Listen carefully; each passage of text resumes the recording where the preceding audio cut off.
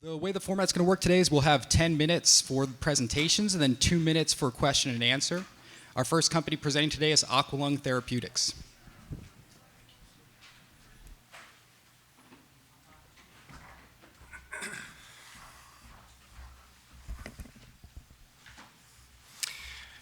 Hi, good morning. My name is Stan Mealy. I'm the President and Chief Business Officer of Aqualung Therapeutics. As you can see on the slide, we're an immunotherapeutics company that's focused on developing novel therapeutics that can treat life-threatening conditions that are driven by two things: inflammation as well as fibrosis. Now, when we think about the underpinning of the scientific story, it starts with what's the target to focus on the inflammation. It was actually Aqualung scientists, our CEO and founder, Joe Garcia, who actually found a protein. It's an upstream protein called eNAMT, nicotinamide phosphoribosyltransferase transferase. And this protein in and of itself, consider it a master regulator of unchecked inflammation as well as fibrosis.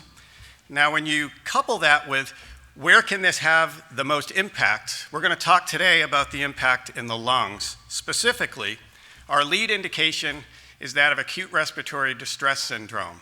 ARDS, you can see the numbers on the slide, 500,000 in the US annually, up to 2 million on a global basis. And this was certainly exacerbated when we take a look at COVID, because it's the #1 leading cause of death for COVID patients itself. It's about a $5 billion market annually, and it's growing at a compounded annual growth rate of roughly 3%. The sad thing out of all of this is there's no FDA-approved therapy to treat ARDS at this current point in time, and that's on a global basis. So I don't get too detailed, but let's take a look at mechanistically what our therapeutic drug has the potential to do. If there's some sort of injurious stimuli, viral, bacterial infection, COVID, trauma, NAMT is dramatically expressed in the blood. It will increase 3 to 10-fold, and it binds to a receptor in the blood called toll-like receptor 4. It actually binds to a ligand of toll-like receptor 4. But what happens with this phenomenon is it unleashes a sea of cytokines. You probably read about this with COVID. This leads to dramatic, unchecked inflammation, and it can lead to mortality. The way our drug works, it's a monoclonal antibody, a humanized IgG4, and it binds to eNAMT, has strong affinity to eNAMT. And I think a picture is worth 1,000 words, because we're the only company who's been able to actually develop 3 animal models, one that's done in a porcine model. You can see the pig, the poor pig, in the upper right portion of this slide. This is an LPS-induced septic shock pig that's in an ICU.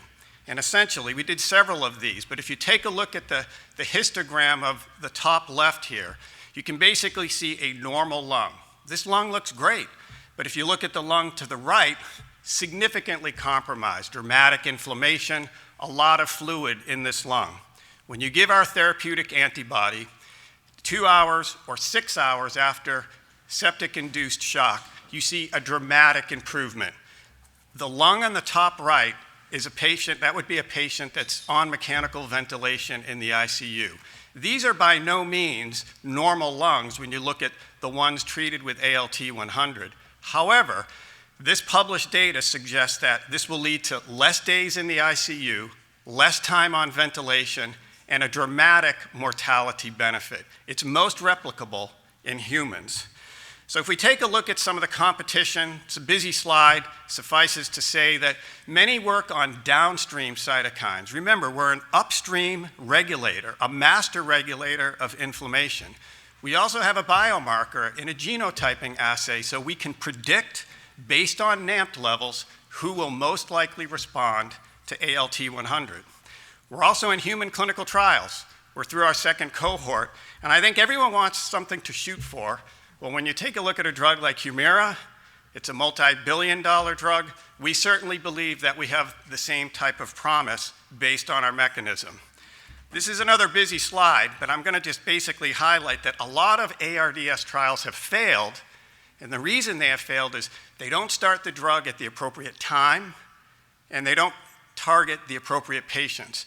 We will initiate a 20-minute infusion of ALT-100 at the time of diagnosis of moderate to severe ARDS. You want to attenuate the cytokine storm. You do that, it's appropriate timing. We believe that by doing this, we can certainly downregulate, attenuate all of the cytokine storms, and mitigate the inflammation. We're a company that's been very fortunate with non-dilutive capital. You'll see some of the grants to the right. We've received almost $28 million in grants from the NIH. It's a very clean cap table for you investors. But those indications here on the left, these are the acute indications that we have preclinical data for and where we have filed our IND. If you take a look at this next slide, for the chronic indications where we're working on a subcutaneous formulation, we've also received several million in grants from the NIH, but these are all indications we're working towards, specifically pulmonary arterial hypertension, as well as radiation-induced lung fibrosis. We have a very strong patent portfolio. Our composition of matter is good through 2041, and we have multiple method of use patents, and we have multiple PCTs filed on a global basis. So from an investment thesis perspective, let me just give you some highlights where we believe this is highly de-risked. First, a plethora of preclinical published data in multiple indications. Second, strong patent portfolio. Third, tremendous safety, a monoclonal antibody. In this particular mAb itself, we went up to 100 times the proposed therapeutic dose in small and large animals, zero toxicity. We've manufactured the drug. We have cGMP completed. We have 3,500 doses in-house. And as I stated earlier, we're already in human clinical trials. We had, as you heard last night, we had a successful IND with the FDA for the ARDS indication, no questions, and we got back our 30-day clearance before the 30 days as well. One thing I'd like to mention is we're also working with BARDA and NIAID, where they are funding the use of ALT-100 as a medical countermeasure because of the strong antifibrotic benefits, and it's being tested right now in partial and total body irradiation. Should it prove success, they will fund the entire medical countermeasure development program through the animal rule. From a funding perspective, we've raised $32 million to date, $28 million with NIH. I think that validates the scientific underpinning of this story. That helped us launch our phase 1, and it's also shored up some of our initial manufacturing. We have a preferred Series A capital raise ongoing. The terms have been finalized. We have a $3 million commitment from our lead investor. We anticipate closing our first tranche within about 14 to 30 days. Again, very favorable terms. Glad to share those and discuss with the investors. And what that $10 million will pay for is really over the next 24 to 30 months. From an acute perspective and some key milestones, we'll clearly get through the phase 1, and we will conclude a 90-patient phase 2A study in moderate to severe ARDS. It's statistically powered, definitely safety, but we are looking at some endpoints of cytokine drops as well as a hint of a mortality benefit. We will also have an IND completed for the chronic indications of radiation-induced lung fibrosis as well as pulmonary arterial hypertension. We've had multiple very good meets with the likes of Big Pharma. As you can imagine, they want an antifibrotic drug as well as an anti-inflammatory drug. Some companies we've met with 3+ times. These are the likes of Merck, Lilly, BI, Regeneron, many good ongoing discussions. We believe that from a strategic exit perspective, sometime within the next 24 to 36 months, we will clearly have a license deal with one of the big pharma players. We can get this in their hands and get it across the finish line. Strong management team with over 60 years of combined leadership experience, both private, public companies, raising capital, and then drug development, getting drugs across the finish line, as well as an outstanding group of consultants that we work with. Strong board of directors, both private, public experience, but more importantly, raising capital and having some good strategic exits themselves, coupled with an excellent scientific advisory board. So with that, I'd like to conclude and thank Arizona Bio for this great opportunity to present at White Hat. We look forward to some potential investors joining us on this journey and hope you see that we've done everything possible to de-risk this asset and make this a very, very successful investment for those who are looking for a product that's going to move the needle in ARDS, as well as other indications driven by inflammation and fibrosis. Thank you.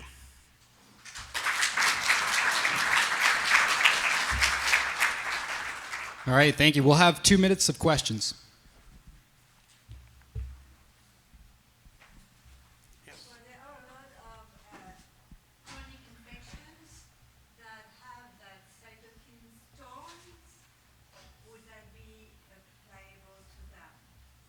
Yeah, we don't work as an anti-infective, however, and I think COVID is probably the best example of that.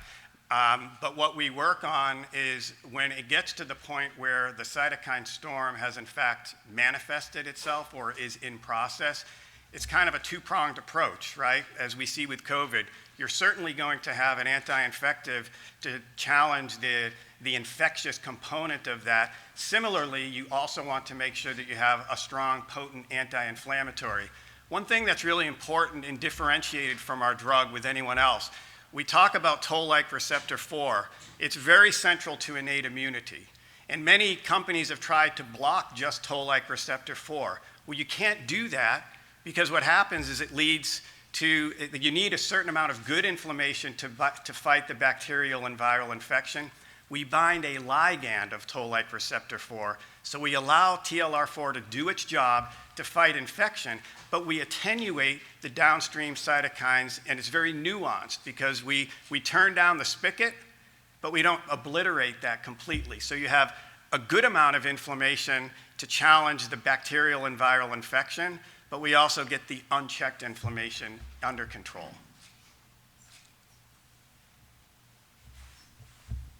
First of all, congratulations on your IND approval. I'm sorry? Congratulations on your IND Thank you. approval. When do you expect to file the NDA? We're going to shoot for fast track designation with this clearly, okay? And after we do a 2A, and hopefully that will be successful, that should conclude by the end of 2024 or no later than mid-2025. We're going to fight for just one pivotal phase 3, large phase 3, probably 200 patients.